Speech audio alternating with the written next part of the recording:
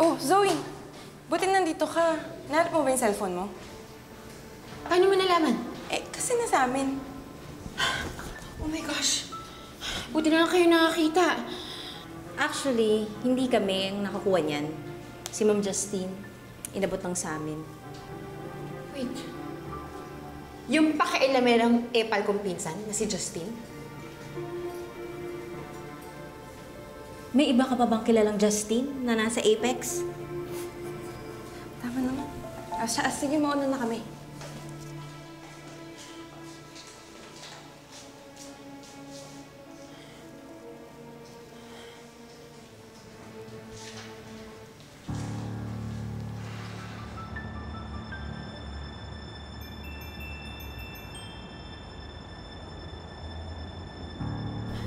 Mom, I really can't take it anymore.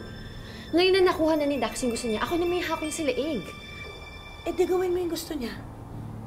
He wants to go out with me. O, then go out with him. Hindi naman ibig sabihin na magpapakatotoo ka. Ang mahalaga lang, huwag kang magpapatali sa leeg. In fact, it should be the other way around. Dapat ikaw nagpapaikot sa kanya. Alam mo, nasasabi mo lang yan kasi hindi naman ikaw yung makikipag-deal sa obnoxious na Dax na yun eh. I mean, I have a life. Hindi ko pa nga nadadalaw si Tita Lynette eh. Baka mamaya magtaka na si Daddy tsaka si Annalyn. Oo nga, nabalitaan ko yung nasa Apex daw si Lynette. Ano ba nangyari sa kanya? Naoperahan siya. She had a craniotomy. Kita mo nga naman, karma is waving at them, samantalang ako, inuulan ng blessings. Sana natuluyan na yung Lynette na yan para todo na rin ang mga blessings sa akin. Well, I'm sorry to disappoint you, pero the operation was successful. Nalipat na siya sa ICU kagabi to monitor her progress.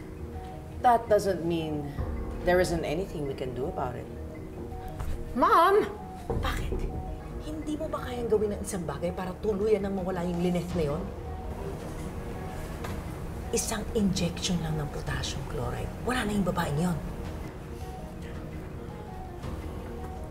Ilang beses ko ba sasabihin sa'yo na hindi ako kriminal? I am a doctor. Baka nakakalimutan mo. Matagal lang naman siya ng dugo ang mga kamay mo ng lolo Pepe mo.